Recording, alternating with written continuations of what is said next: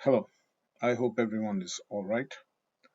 Uh, as you can see by the title of this video, today I decided to speak about the parallels one can establish between Brexit and what is happening right now in the United States.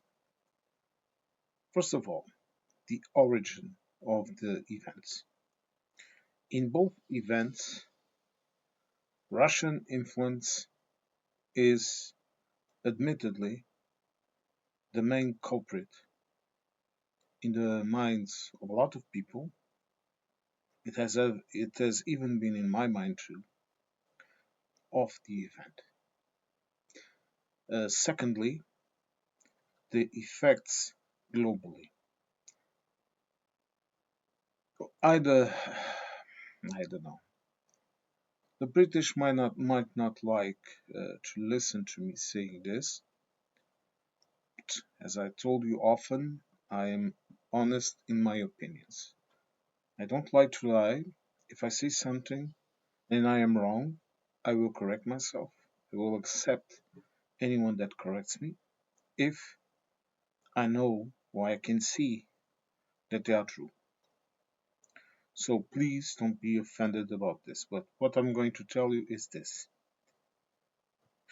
the United Kingdom, separating from the European Union, did not have a global effect. It had a regional effect. Okay? The only global effect it had, and still has, was the fact that the trade, the money, let's be blunt about it, coming into Europe, instead of entering via the United Kingdom, it started entering via other countries in Europe. The countries that most would benefit for this were the Netherlands, France, and Germany. But Portugal, Spain, all of them also started receiving a lot of the gate entries, let's call it like this, of goods and wealth that were incoming into Europe, and instead of going to the United Kingdom, they started coming via these countries. Okay, and this had a hard effect on the economy. Okay, all both economies. Okay, but it did not have the capability of effect that an intervention, let's call it like this, in the United States would have globally. What is happening now in the US is global. And I often hear people talking about conspiracy theories and that, and let me tell you this. If you believe any special organized group is controlling the entire economy and they are the sole to blame for your woes or for your invented or real uh, effects on the economy of your country and of the world and of your life, of your personal life, you are stupid. Okay, sorry, I have to say this. You are stupid because if you can recognize the effects and you don't reason with them, then you are being voluntarily ignorant instead of looking at the big picture. For example, I have, if I had far right friends and far left friends, and both of them, for example, blamed the Jews for controlling the world's economy. Are are all rich people Jews? No. The Jews have connections because due to their history, they needed those connections in order to benefit and protect themselves from other groups. Minorities always do that. Minorities go into another country and they do that. They protect themselves. They protect the group. This is natural. This is human.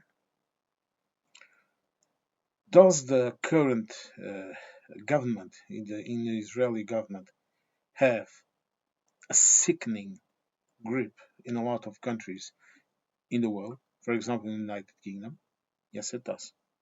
Does it use that to defend their own interests? Yes, it does.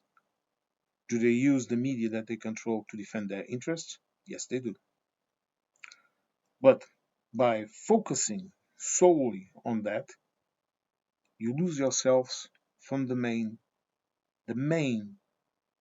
objective, the main idea of the movement behind all of this. Is it an organized movement? I seriously doubt it. It's an opportunity movement where different parts, different people associate themselves in order to continue to control what they call the big unwashed masses. Okay, I mean this is you and me, common folk that work, okay, that want to have a roof over their head, food in their belly. They want their loved ones and themselves to be all right, to have their health, to have their time, their leisure, their work, all of that. Okay, this is us. This is what we want. If you think about it, what do you really need to be happy? Food, health, love, perhaps. Some of us don't need love at all. They just need love to be the time to be with themselves, with their pets, whatever. Okay, you're all different. But the issue here is that if you satisfy those needs, some of us, for example, will want to make a YouTube video, write something. I also write. Okay, music. I also like music. Also have made some, as you can see in my videos, my older videos. Okay, I made some music, and it's free for anyone to use it, as long as they use my name behind it. I have no issues with that. But the issue here is there are people that act with the single purpose of obtaining wealth and power and control. Those that want wealth need power. Those that want power need wealth. And what I am seeing here in these similarities between the two events is this. I am looking at the effects. And the effects in the United States are exactly with the due proportions, the same that we look at in the UK. The groups in the upper echelon control the media and control the economic engines of the economy. They control wealth and they control property. And this event, this separation of the rest of the world, let's call it like this singling out a country and an economy to turn it into something else, is only benefiting who? People with money. Common citizens are earning absolutely nothing of this except marginally by unforeseen effects on the economy itself and by being a part or a useful tool for those that are really getting rich. Brexit. After the crisis in the early 2010, okay, it started around there. European economies decided that they needed to get a grip on this. Okay, it was in their self-interest too. It was in the self-interest of the larger economies, the EU, to have mechanisms to control these events in order to prevent them from happening in the future. Countries that were absolutely devastated by it, I remember, like Portugal, were aided by the other economies, Scandinavian countries, Finland. Finland invested a lot of money in Portugal that we paid back. Don't forget that too, please. Germany, France. Okay? Why? Because they knew that if we are stable, they are stabler. Okay? And we can be the buffer between them and other, let's call it, economic attacks. It's life. It's like this, okay? Like I said in some of my comments in some of my videos, economics does not have morals. It has logic. And I understand that logic, okay? And I would do the same thing if I was in that place. And I'm part German, so also. So I also understand the way of thinking. If my neighbor is has enough money to be happy, to produce, he will be able to sell his goods to me, and I will be able to sell my goods to him. And being in this connection will give us political proximity, so we will also he will also aid me and support me in my political events, let's call it like this, and vice versa. Okay, it's the absolute principle of the EU is strength in solidarity, and this is something that a lot of countries like the United States and Russia, that were living out of our own dissension, our own division. Okay, they carved out Europe, half for you, half for me.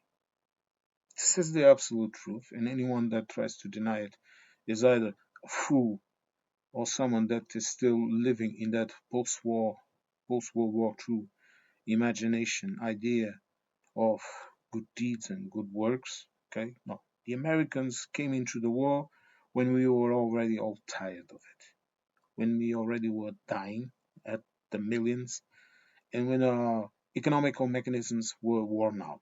They did this in World War One, they did this in World War Two because of their own interests. Never forget that. Don't think. Look, I'm not saying that some American soldiers and some American politicians did not came into this, okay, by a sense of moral and ethics. That is not what I'm saying. And I would never disregard the sacrifice of those people. Never. If you die for someone else, you deserve my respect. Okay? But the issue here is the practical effect. Like I told you, economics has no morals. The practical effect was a divided Europe with each group controlling a part. Now, with the rise of the European Union, with the rise of China, with the rise of so-called third countries, the third country worlds, third world countries. Sorry, I don't like that term. I don't think there are third world countries. There are poor or least developed countries, and there are rich or so-so and more developed countries. Okay, this is how I see things. I don't like to see things like that because it seems like a person that lives in Africa or lives in South America is inferior to a person that lives in Europe or in the USA. And I think that's utterly ridiculous. Okay, we are different. We are not inferior or superior. Okay, just to clear this up. I don't like confusions in my words. Now, look at what is happening.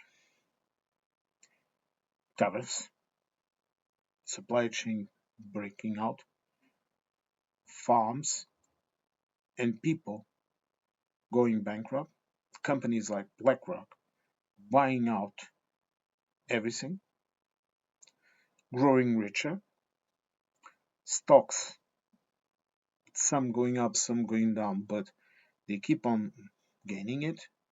No one wants to de-dollarize the world's economy because that is not beneficial for anyone, at least not right now. And a country, the United States, that's been essentially bled out for money. And when this ends, okay, suppose that now, like they are saying, Vance will be vice president and he will continue.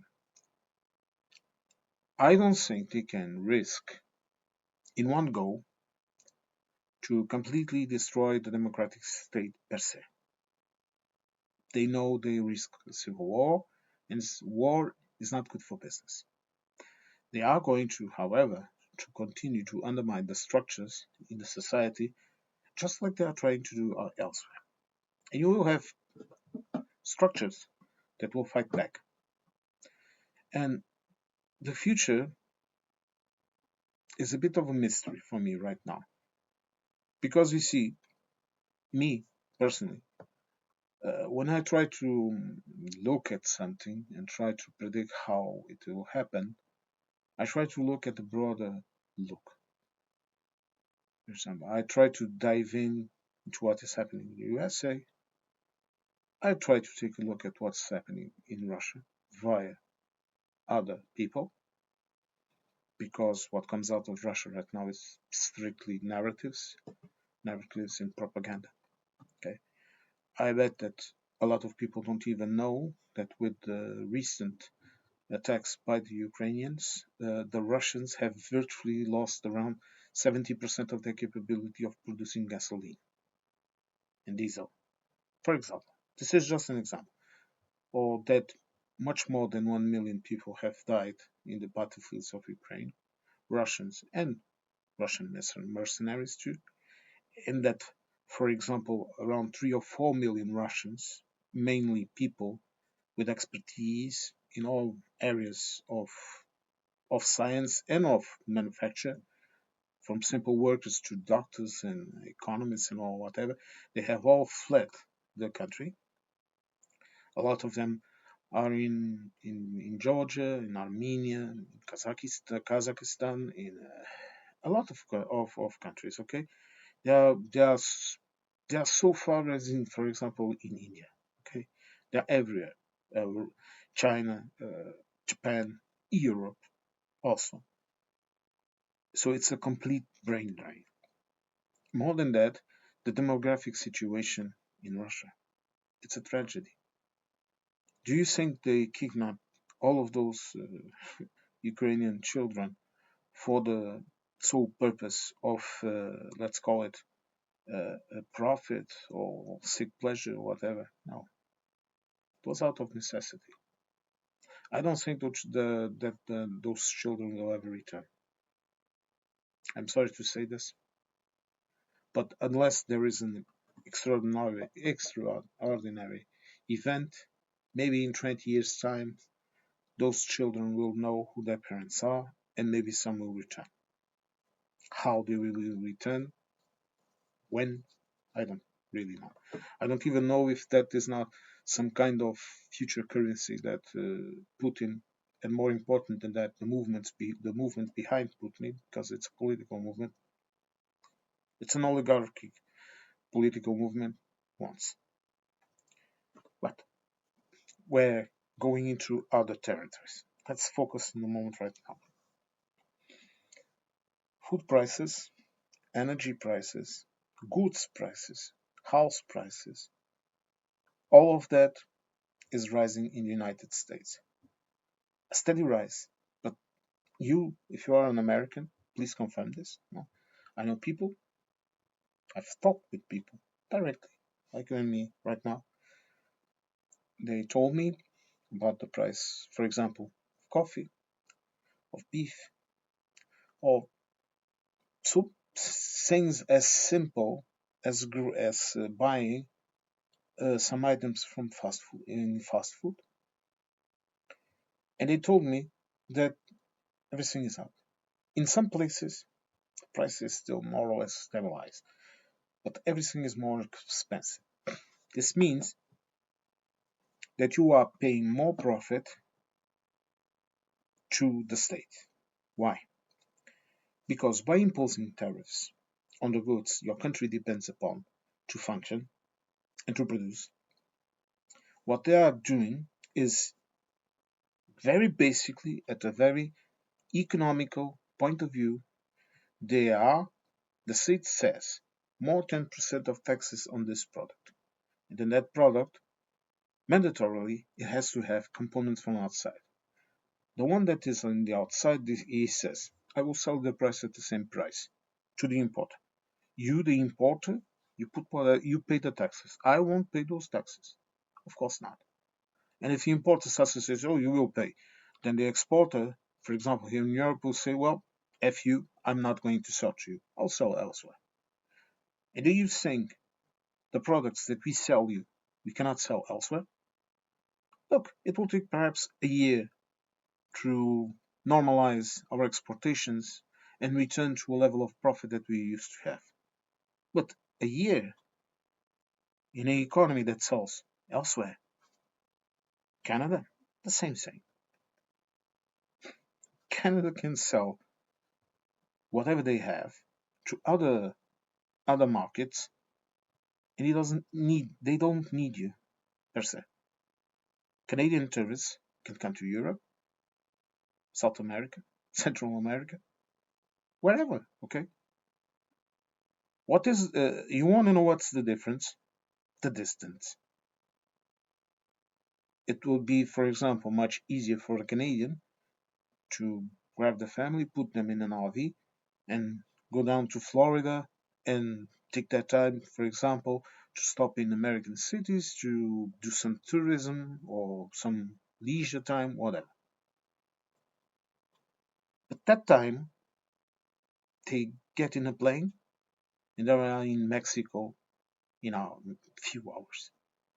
They don't even need to stop in the United States. They can also come to Europe. Their currency is more or less the same value as ours. Okay? So they can, for example, and I've seen them around here, you know, walking around in the towns, going into the cafes, drinking a nice cup of coffee, nice espresso, because we like our good coffee and our good tea. Going into the seashore restaurants, having wonderful meals, going to the beaches if they like it. I, okay. Going into the museums, to the churches, to the monuments. We have a lot of that, our history is brutally ancient. Okay. There's a lot of things to see, to do. Okay. There are also a lot right now because of the fire season, because we already have a fire season when the years are extremely hot like this one. Usually it used to be one in every 6 years. Now it's about 1 in 3 years. Talk talk with me about global warming, and I'll tell you some stories. Okay, not the sole responsibility of the fires, but I will make a video about this in English because it seems that around here in Portugal I cannot talk about it. You see, my country is not perfect either. No, you cannot talk about the root problems that are on the basis of this problem with the fires. Because if you start talking about that, people will start to talk back to you and say things like you have no consideration for the people that lost things in the fire and blah blah blah and blah blah blah. So as you can see, we also have our issues here. Okay, I keep telling this to people: there are no utopias and there are no perfect countries.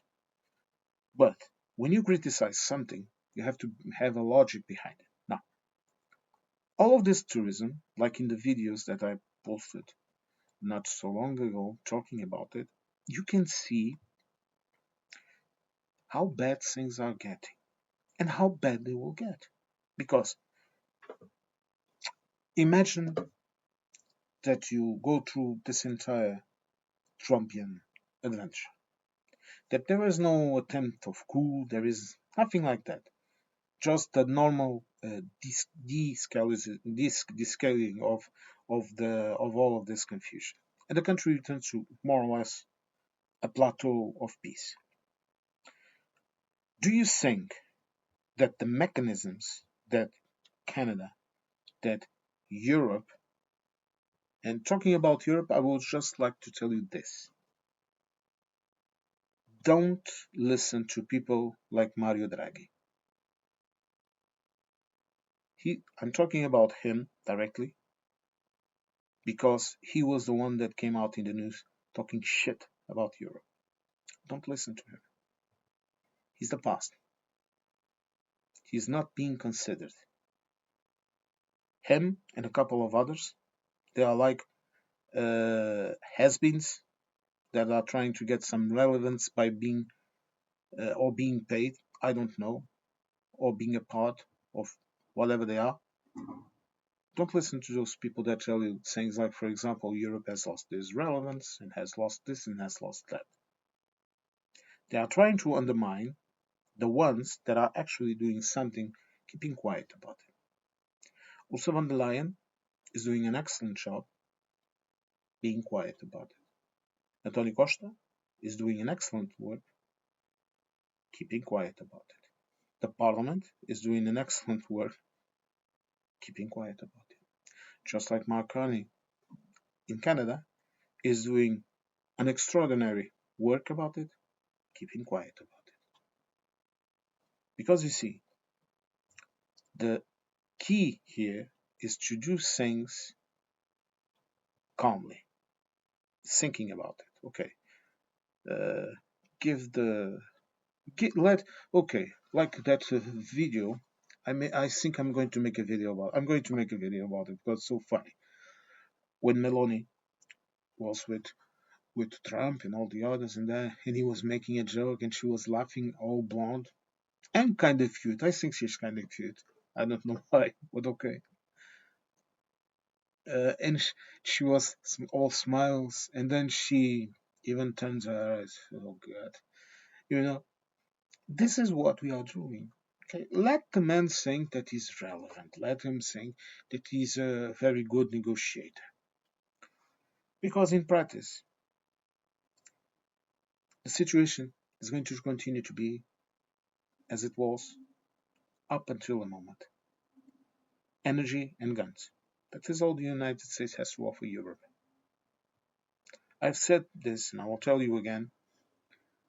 The soft drink companies, the fast food companies, even the car companies like Ford in Europe, they are not completely losing their revenues, but they have lost a significant part of their revenues. Okay, there is non-stop 24 hours uh, ads of American goods here, and still I see them. I see the supermarket shelves. I talk with people that work there. You know, I like to talk with people. I like to understand how are their lives, what they are doing. Okay, it's a habit of mine, and I have a couple of good friends. Not many, not many really.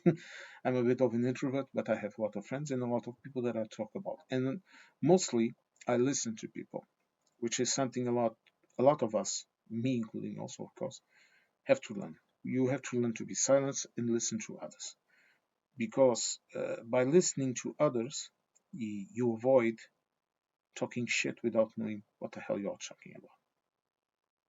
And creating confusion, creating misunderstandings and all of that. But let's. I'm just going to conclude this video. It's a bit long, almost half an hour right now. I think I really don't plan things. Okay, I just turn on the computer and I start talking with you. Now, I think it will be interesting, and I will continue to do this to investigate the root causes of Brexit as related with what is happening in the United States right now. Because there are common people, common forces that are still acting. You still have MAGA in the United States and the Pride Boys and all of that shit, and you still have Reform and all of that shit in the United Kingdom. They are still going strong there. And I think it will be very interesting, especially to see who is funding these people. And don't, like I told you before, don't look for a single entity. Look for at the broader view of it, because that is the only way that we will be able. Sorry, the German there. We will be able uh, to go to the root cause and understand. Like look, my dad also told me this: follow the money trail. Where that profit ends is where the idea began. Simple as that. And we can see who is getting richer: people with money, people with property, people that control the economy and the media. No conspiracy theory here. Logic, which is something that is seriously lacking in a lot of people. Okay? And I put myself in the group with all other people. Okay? I've also been blindsided by a couple of things, but you you fall, get up, and you learn. Okay, I hope you like this one, and I hope to catch you all in the next one. Have a wonderful week. Okay, I will be trying to drop more videos during the week.